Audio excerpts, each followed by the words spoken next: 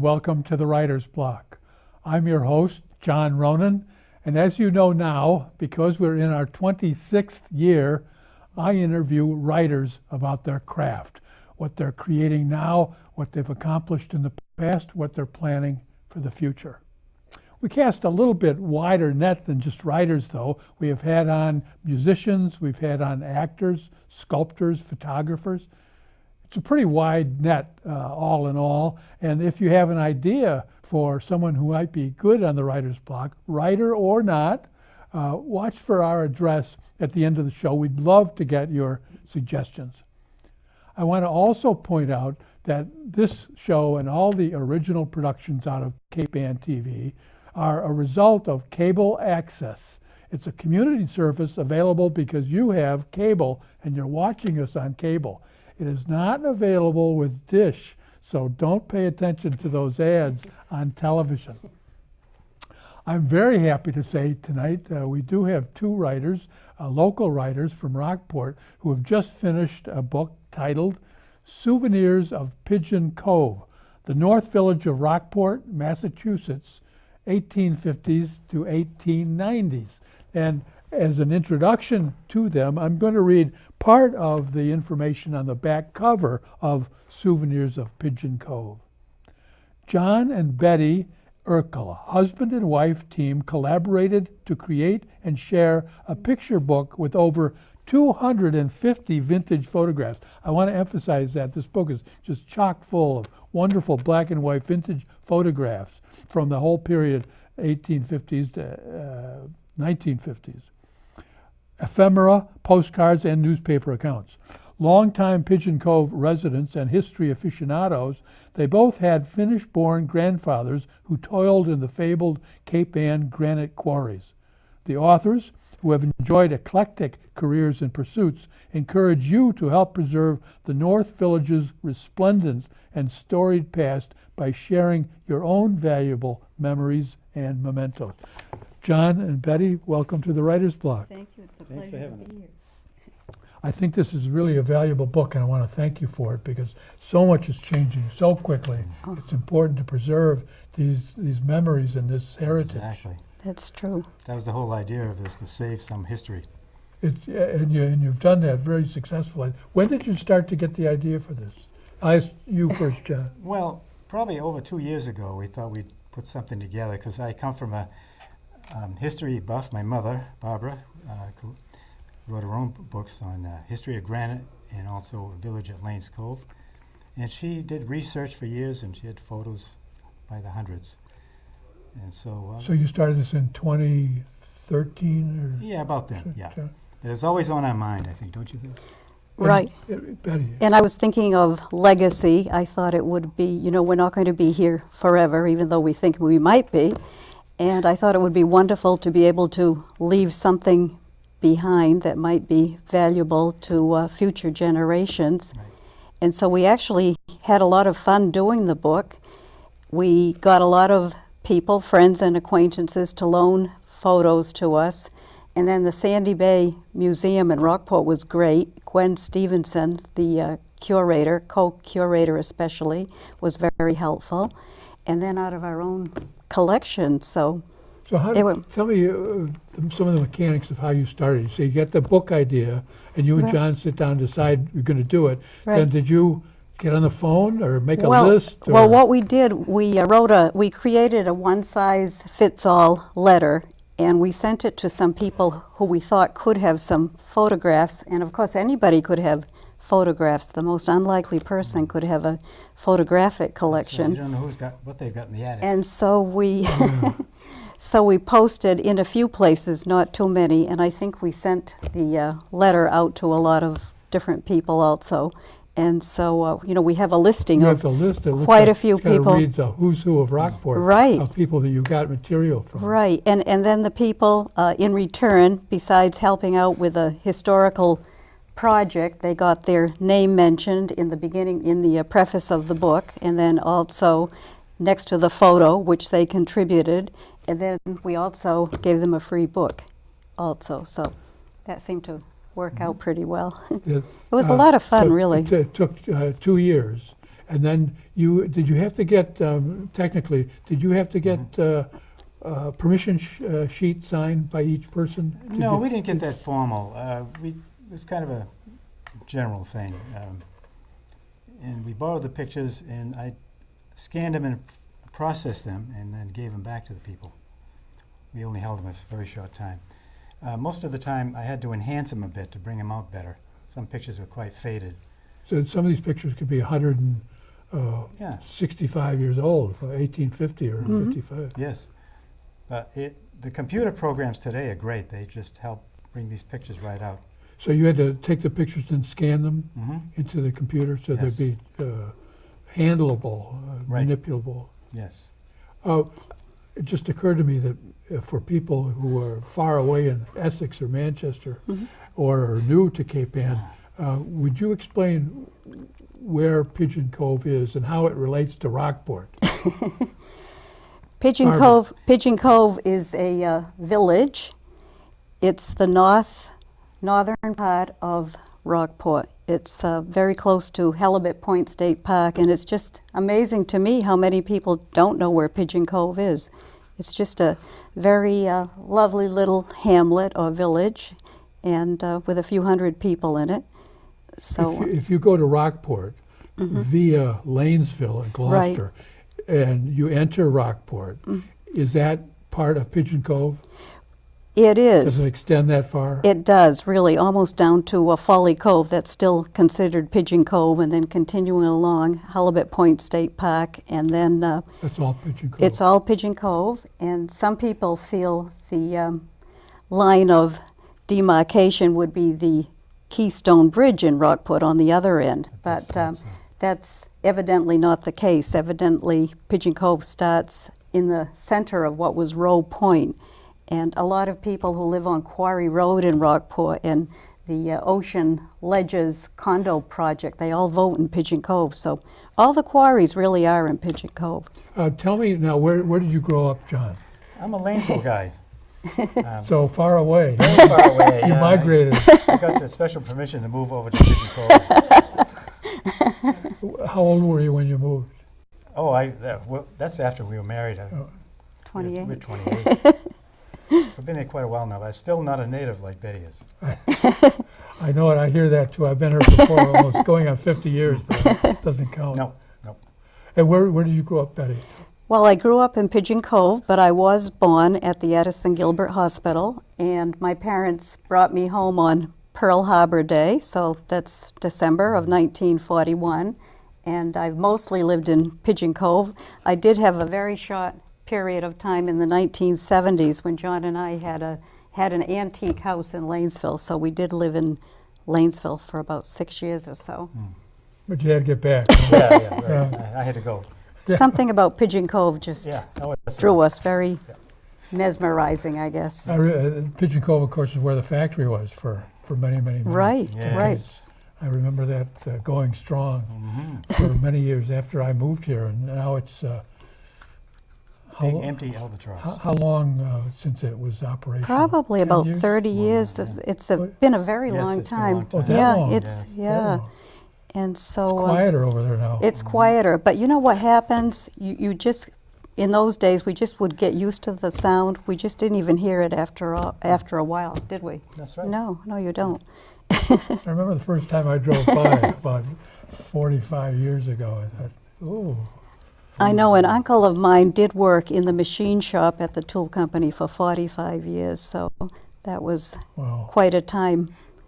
But the building is basically still there, and they're trying to figure out exactly Yeah. what's going to happen with it. So I we'll thought it see. just stopped around the turn of the century. No. No. Or- It was No. in the 70s.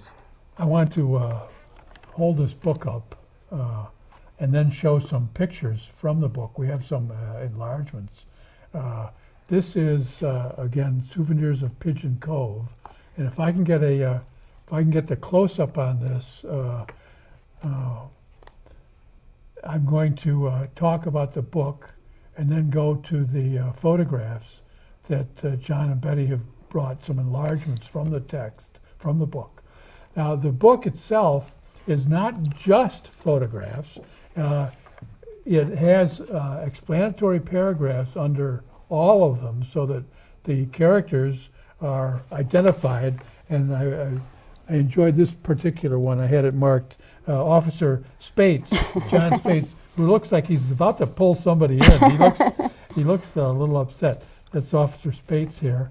And so all of the pictures are identified with a nice clear paragraph. And as I mentioned from the back of the book, there are 240 pictures. And I'll just page through a few pages to show you that there are 2 and 3 and 4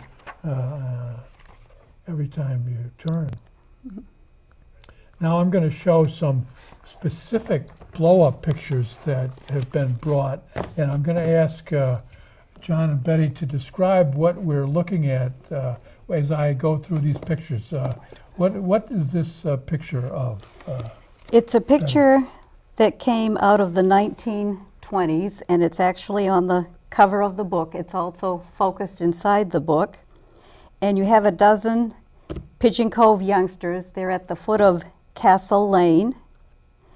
In the far background, we see the old castle, a building which dates back to the early 1700s, according to dendrochronologists from Oxford University in England. And the old castle is now under the umbrella of the Sandy Bay Historical. The building immediately in back of the kids was moved. There was a lot of moving of buildings. It's just amazing years ago that got done. So this particular building here now exists to the other side of the old castle. And there's only one little girl. She was very stylishly attired. I was quite pleased this summer. The book was out already, and I got a call from a lady in Maine, somebody unknown to me. It turned out the lady from Maine was the daughter of this little girl. And so she spotted this book at Toad Hall bookstore in Rockport, and she realized that that's a photo of her mother. So she called me to tell me, and then as it turns out, this little girl's mother was Ruth Tuttle Fears, who happened to be a longtime kindergarten teacher in Pigeon Cove, including mine. And I did verify this story with a relative of hers, so I know it's correct. So probably the late 1920s. Yes. I'm going to keep going here. I think we have 5. You brought 5, I think? Yeah. 5? I'm going to hold up the next one. I ask you to describe this one, if you would, John. That's his favorite. That's an interesting one. That's Mr. Arnie Hautala holding up 2 of the Johnson brothers. He was kind of known as one of the strongest men on Cape Ann. He's quite a large man, and it's quite interesting. But what was most interesting to me is what's down in the right-hand corner of the picture there. I wonder if that had something to do with it. What is that in the right-hand jug. corner? Little brown jug. Is this a trick photograph? No. No. Is he actually holding He them is for, holding for, them. for Oh, a yes. second there? Yes, we got this right from the someone in the Hautala His family. Hautala cousin said that he was one of the strongest men on Cape Ann. Yes. And sadly, he ended up passing away in World War II. But his name was Arnie Hautala. His nickname was Hoppy. Another well-known Rockport name. Right.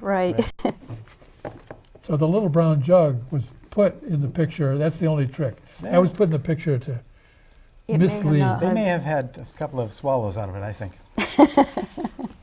Now we have a photograph of a newspaper story from September 9th, 1939. Betty, would you tell us what's happening here? Well, the subject of the Rendezvous Dance Pavilion at Folly Cove has always been fascinating to me ever since my father first told about it when I was a teenager. So it was an outdoor dance pavilion that only existed for a few summers down at Folly Cove on the other side of the lobster pool. There was also a little dining area there, and evidently it attracted a lot of the young people from all over the North Shore to dance the foxtrot or the waltz outside on a beautiful summer evening, maybe with the stars in the sky and a lustrous moon shining down. So But it seems not everybody was so enchanted. A lot of the summer folks did not like that idea. In fact, I read in one source where a particular organization referred to the Rendezvous as that cheap dance hall. So, so there were evidently meetings at Town Hall in Rockport. And as I say, the Rendezvous only lasted for a few seasons in the 1930s. Your mother remembered watching it. I don't think she was old enough to go there, actually. But So it was not rebuilt. well, it mysteriously burned In the middle of the night. in incendiary origin. So that was too bad. That was the end of it in September of 1939. But that would be so much fun to have today, wouldn't it?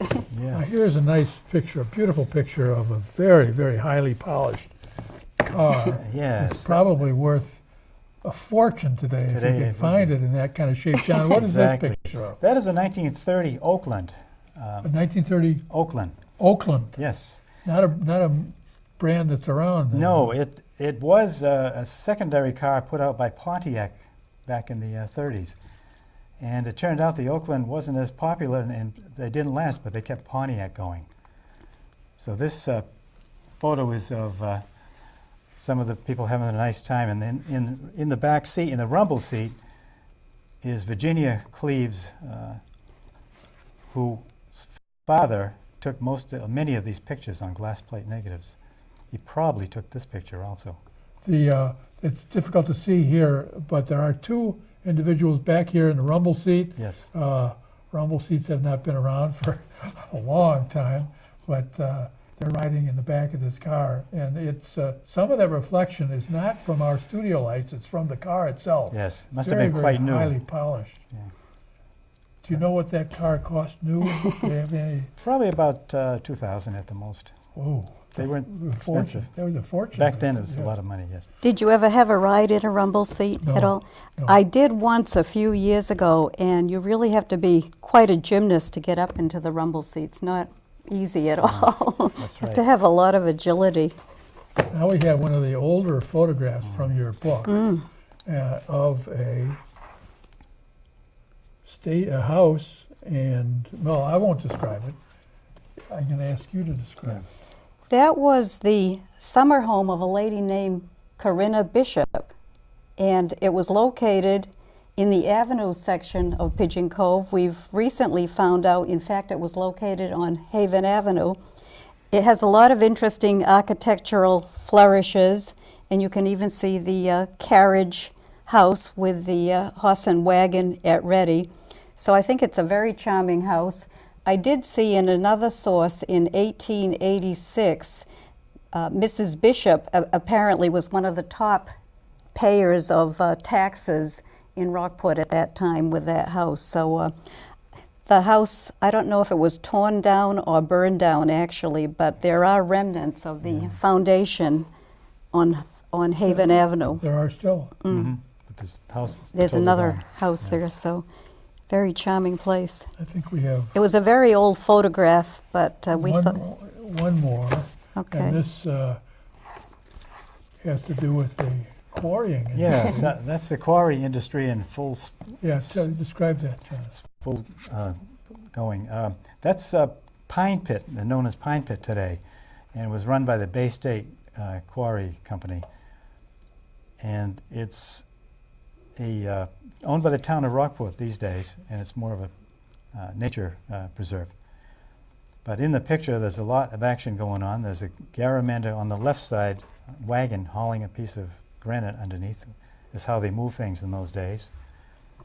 And the after this picture was taken, the Bay State Granite Company put a railroad through there from a quarry in Lanesville that would go right down to the wharf in Pigeon Cove, so they could take the granite down there.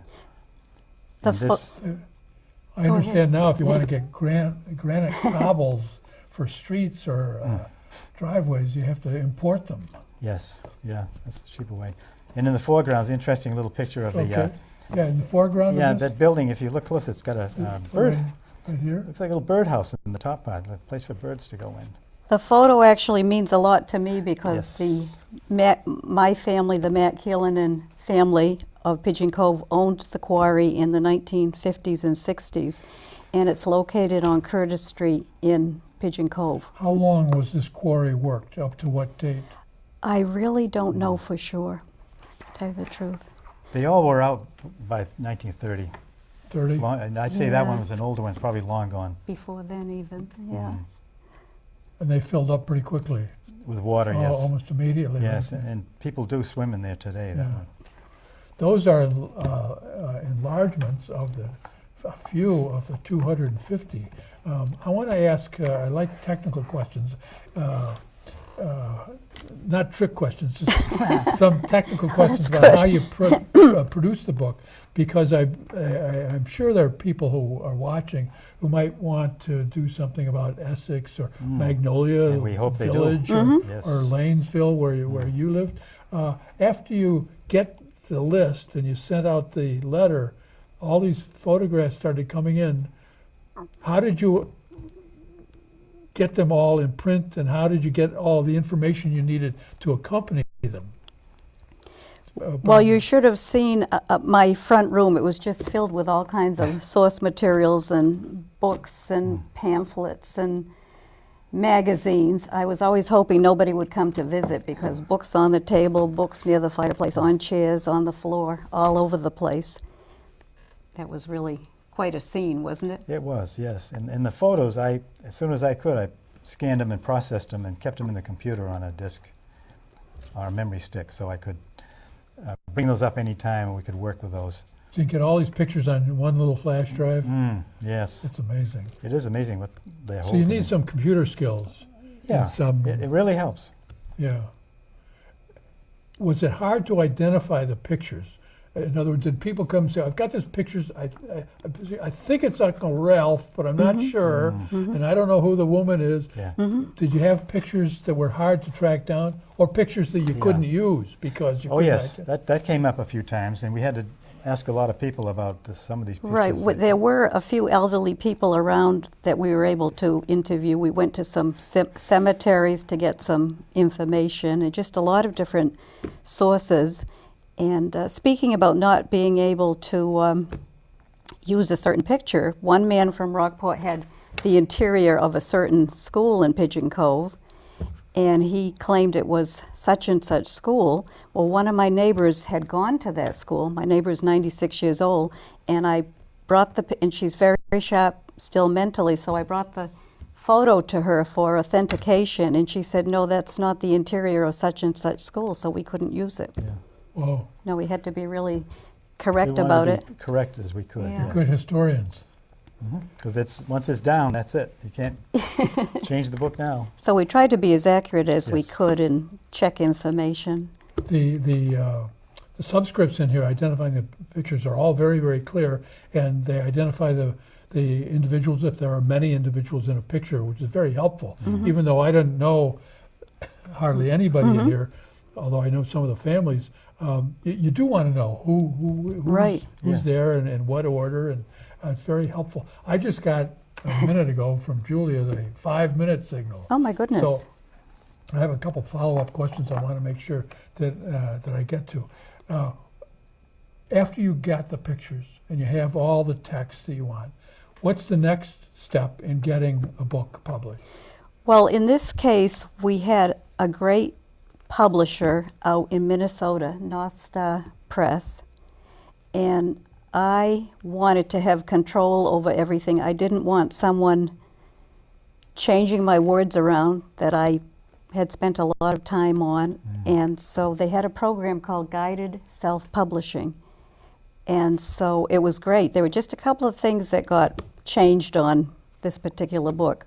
So the So- guided self-publishing is They'll do all an the steps app or a necessary. source that the company provided you. This is Well, because I had dealt with them before, it was a lot easier, so I just dealt either on the phone or with email. And because they're a small company, they didn't know whether they would take that project on or not, but we Well, were, they did the My Little Chickadee book, too, this is for the us. same one Yeah. which we featured here a Right. few years ago. Right.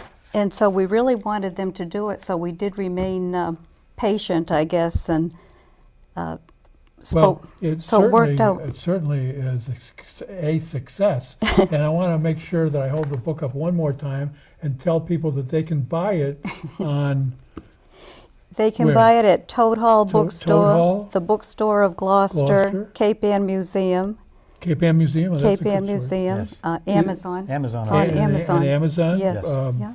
Barnes and Noble. No. No, Amazon. No. No, Okay. that's it right So there. it's available, and I know after the show airs, the sales will just shoot up. I hope. I want to thank you, John, and Betty Erkilla very much for being on the Writer's Block tonight. Thank It's you. fun to talk about this and renew my fairly recent 45-year-old memories of Pigeon Cove. I want to thank everybody out in television land as well. If you've learned something about Pigeon Cove from John and Betty Erkilla and got a flavor of the history over the past many decades, then the Writer's Block has done its job. Thanks for being with us, and I hope to see you again next week on the Writer's Block. Good night.